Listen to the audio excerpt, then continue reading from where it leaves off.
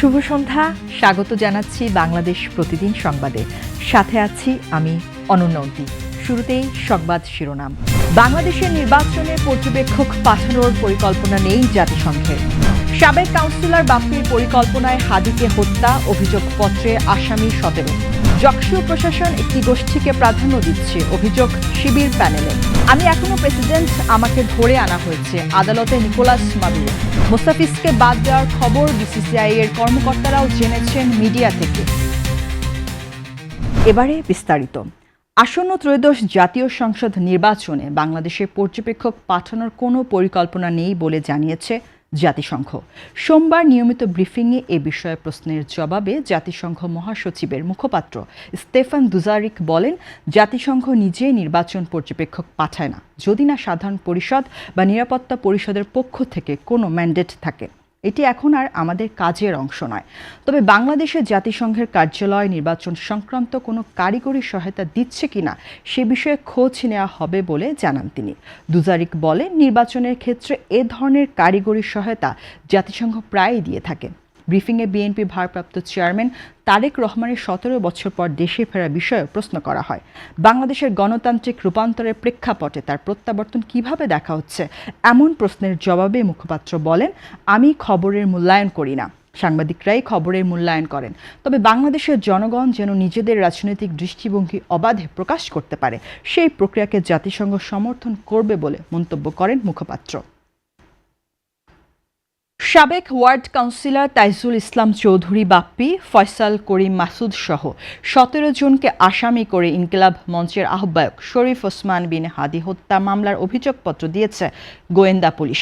ঢাকা মহানগর গোয়েন্দা পুলিশের অতিরিক্ত পুলিশ কমিশনার শফিকুল ইসলাম বলছেন, ঢাকা উত্তর সিটি কর্পোরেশনের 6 নম্বর ওয়ার্ডের সাবেক কাউন্সিলর এবং ঢাকা মহানগর উত্তর যুবলীগের সাংগঠনিক সম্পাদক তাইজুল ইসলাম চৌধুরী বাপ্পির পরিকল্পনাতে হাদিকে হত্যা করা হয়।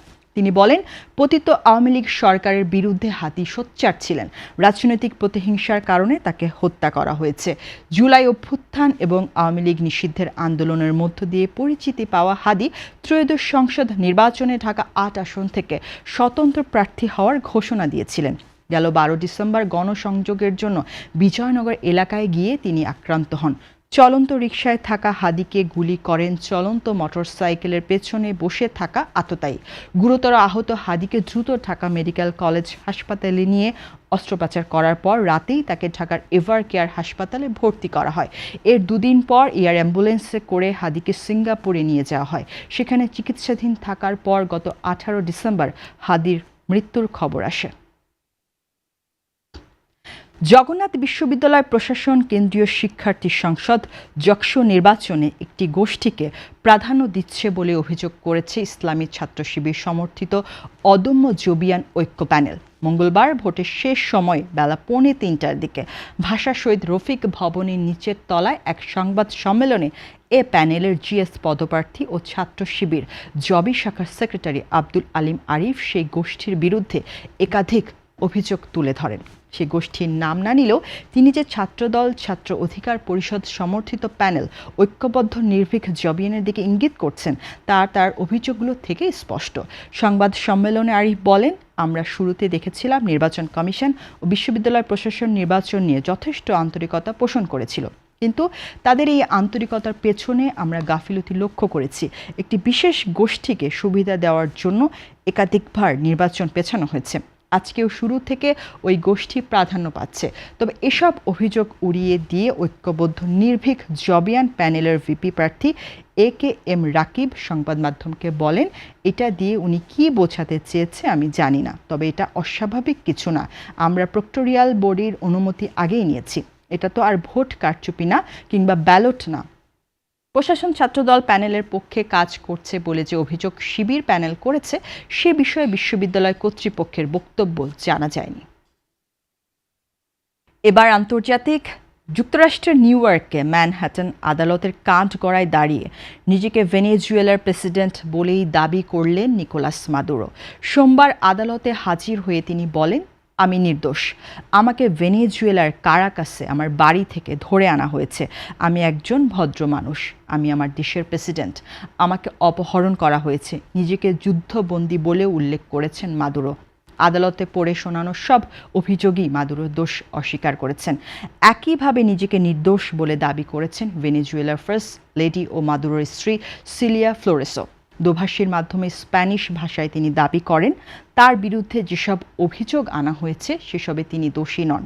নাটকীয়ভাবে গত শনিবার ভেনেজুয়েলার রাজধানী কারাকাস থেকে সস্ত্রীক মাদুরোকে আটক করে নিউ ইয়র্কে নিয়ে গেছে যুক্তরাষ্ট্রের সেনাবাহিনী। এমন ঘটনায় স্তম্ভিত হয়েছে গোটা বিশ্ব। প্রতিবাদ জানিয়েছে একাধিক দেশ। মাদুরোর বিরুদ্ধে মাদক সন্ত্রাস, কোকেন আমদানি ষড়যন্ত্র এবং মেশিনগান ও ধ্বংসাত্মক ডিভাইস রাখার অভিযোগ দায়ের করেছে যুক্তরাষ্ট্র।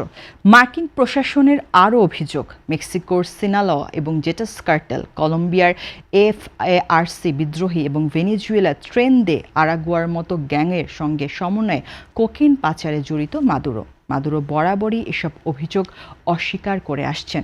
আদালতেও একই কথার প্রতিধ্বনি করেছেন তিনি। তার পক্ষের আইনজীবীরা যুক্তি দেখিয়ে বলেছেন মাদুরোর নেতৃত্বকে চ্যালেঞ্জ করার জন্য দীর্ঘদিন ধরে রাজনৈতিক উদ্দেশ্য প্রণোদিতভাবে চেষ্টা চালাচ্ছে যুক্তরাষ্ট্র। এবার জানাবো খেলার সংবাদ। ভারতীয় ক্রিকেট বোর্ডের বিসিসিআই নির্দেশে বাংলাদেশের পেসার মুস্তাফিজুর রহমানকে স্কোয়াড থেকে বাদ দিয়েছে আইপিএলের ফ্র্যাঞ্চাইজি দল কলকাতা নাইট রাইডার্স। ভারতের সংবাদ মাধ্যম ইন্ডিয়ান এক্সপ্রেস জানিয়েছে বিসিসিআই এর সদস্যদের মধ্যে আলোচনার মাধ্যমে এই সিদ্ধান্ত নেওয়া হয়নি। এমনকি আইপিএলের গভর্নিং কাউন্সিলের সঙ্গে এই বিষয়ে আলোচনা করা হয়নি। সংবাদ মাধ্যমটি জেনেছে মুস্তাফিজকে বাদ দেওয়ার সিদ্ধান্ত নেওয়া হয়েছে বিসিসিআই এর একদম শীর্ষ পর্যায় থেকে। আইপিএল এর সঙ্গে সংশ্লিষ্ট বিসিসিআই এর শীর্ষ পর্যায়ের এক অফিসিয়াল ইন্ডিয়ান এক্সপ্রেসকে বলেন, আমরা মিডিয়া থেকে এটা জেনেছি, কোনো আলোচনা হয়নি, আমাদের কাছ থেকে কোনো পরামর্শ নেওয়া হয়নি। মুস্তাফিজুর রহমানকে বাদ দেওয়ার সিদ্ধান্ত নিতে বোর্ডের সভা ডাকা হয়েছিল কিনা কিংবা আইপিএল এর গভর্নিং কাউন্সিলকে বিষয়টি জানানো হয়েছিল কিনা এসব বিষয়ে সংবাদ মাধ্যমটির করা প্রশ্নে কোনো সাড়া দেননি বিসিসিআই সচিব দেবজিৎ সাইকিয়া। এর আগে ৩ জানুয়ারি গুয়াহাটিতে সাইকিয়া ভারতের বার্তা সংস্থা ANI-কে বলেন, সাম্প্রতিক ঘটনার কারণেই বিসিসিআই কেকেআর ফ্র্যাঞ্চাইজিকে তাদের দলে থাকা বাংলাদেশের খেলোয়াড় মুস্তাফিজুর রহমানকে ছেড়ে দেওয়ার নির্দেশ দিয়েছে। তারা যদি খেলোয়াড় বদলাতে চায় বিসিসিআই সেই অনুমতিও দেবে। এই ছিল আজকের সংবাদ। সবশেষ খবর জানতে চোখ রাখুন বাংলাদেশ প্রতিদিনের ইউটিউব চ্যানেল ও ফেসবুক পেজে। সবাইকে ধন্যবাদ।